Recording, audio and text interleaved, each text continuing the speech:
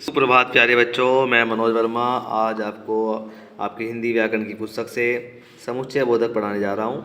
आइए पढ़ते हैं इसके बारे में। समुच्चय जमा बोधक, जुड़ने का बोध कराने वाला। अरे दुकान बंद है।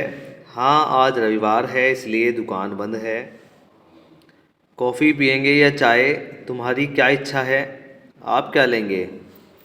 उपयुक्त वाक्यों में इसलिए शब्द दो वाक्यों को जोड़ने का तथा या शब्द दो वाक्यों को पृथक अर्थात अलग करने का कार्य कर रहा है। ऐसे शब्द समुच्चय बोधक कहलाते हैं। ये भी अव्यय होते हैं अर्थात अविकारी होते हैं। इनमें लिंग, वचन, कारक आदि के कारण कोई परिवर्तन, कोई बदलाव नहीं होता। समुच्चय बोधक को योजक भी कहते हैं क्योंकि ये शब्दों, उपवाक्यों तथा वाक्यों को जोड़ने का कार्य करते हैं, परंतु ये केवल जोड़ते ही नहीं अपितु अलग भी करते हैं। इस प्रकार दो शब्दों, उपवाक्यों और वाक्यों को जोड़ने या अलग करने वाले शब्दों को समुच्चय बोधक कहते हैं। कुछ अन्य उदाहरण भी हैं इसके, जैसे कि, लेकिन, किंतु, परंतु, क्योंकि, तथा, एवं, अथवा, मगर आदि। समुच्चय बोधक के भेद की बात करते हैं बच्चों। तो समुच्चय बोधक के दो भेद हैं, समानाधिकरण समुच्चय बोधक और व्याधिकरण समुच्चय बोधक। तो पढ़ते हैं पहले समानाधिकरण समुच्चय बोधक के बारे में। दो अथवा दो से अधिक समान पदों, उपवाक्यों या वाक्यों को आपस में जोड़ने वाले शब्दों को समानाधिकरण समुच्चय बोधक कहते हैं, जैसे या, व, बल्कि, इसलिए, और, तथा आदि। अमन ने अपना गृह कार्य किया और खेलने चला गया। ज्योति व अतुल भाई बहन हैं। मैंने कोशिश तो की लेकिन काम नहीं बना।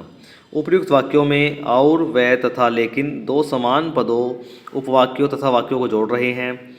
व्याधिकरण समुच्चय बोधक एक अथवा एक से अधिक आश्रित उपवाक्यों को आपस में जोड़ने वाले शब्द व्याधिकरण समुच्चय बोधक कहलाते हैं, जैसे तथा भी, यद्यपि, की, क्योंकि, ताकि आदि। पिताजी ने कहा कि तुरंत तैयार हो जाओ, अभी से परीक्षा की तैयारी करो ताकि अच्छे अंक ला सको। उपयुक्त वाक्यों में एक प्रधान उपवाक्य है तथा दूसरा आश्रित उपवाक्य है, जिन्हें की तथा ताकि से जोड़ा गया है।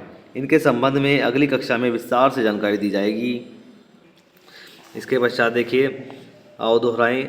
दो या दो से अधिक शब्दों, उपवाक्यों तथा वाक्यों को आपस में जोड़ने अथवा अलग करने वाले शब्द समुच्चय बोधक कहलाते हैं। इसके दो मुख्य भेद होते हैं जो भी हमने आपको बताए हैं, समानाधिकरण तथा व्याधिकरण समुच्चय बोधक। ये योजक भी कहलाते हैं। अब प्रश्न बनता है समुच्चय बोधक किसे कहते हैं, उदाहरण सहित स्पष्ट करो। तो प्यारे बच्चों, आप यहाँ से इसमें लिख लेंगे, दो शब्दों, वाक्यों और वाक्यों को जोड़ने या अलग करने वाले शब्दों को समुच्चय बोधक कहते हैं। आपको यहाँ से लिखना है यहाँ तक, और इसके पश्चात उदाहरण देने हैं आपको। इनमें से कोई भी दो तीन उदाहरण आप यहाँ से दे सकते हैं, कि, लेकिन, किंतु, परंतु, कुछ भी। इसके बाद दूसरा प्रश्न है समुच्चय बोधक के भेदों के नाम बताओ। तो लिखोगे आप, समुच्चय बोधक के दो मुख्य भेद होते हैं, समानाधिकरण तथा व्याधिकरण समुच्चय बोधक। तो प्रश्न उत्तर आपको कॉपी में करने हैं पहले की तरह। इसके पश्चात नीचे दिए गए वाक्यों में से समुच्चय बोधक छाँट कर लिखो। वर्षा हो रही थी इसलिए मैं विद्यालय नहीं जा सका। तो इसमें समुच्चय बोधक क्या है बच्चों, इसलिए शब्द हैं, इसको हमें सामने लिख देना है। हम चलती बस से कूद पड़े ताकि अपनी जान बचा सकें। इसमें दो वाक्यों को क्या जोड़ रहा है, ताकि जोड़ रहा है। कसरत करो ताकि सेहत अच्छी रहे, ताकि, आप काम करें अथवा घर चले जाएं, अथवा राम सबसे बड़ा है किंतु सबसे मूर्ख है, किंतु। तो इन शब्दों को आपको सामने की तरफ लिखना है, समुच्चय बोधक शब्द हैं बच्चों। इसके पश्चात अगला, रिक्त स्थानों की पूर्ति उचित समुच्चय बोधक शब्दों से करो। पानी बरसने वाला था इसलिए मैं जल्दी घर आ गया। वह विद्वान है लेकिन बुद्धिमान नहीं। कुछ सामान खरीदना था इसलिए बाजार जाना पड़ा। मेहनत करो अन्यथा फेल हो जाओगे, यदि तुम परिश्रम करोगे सफल हो जाओगे।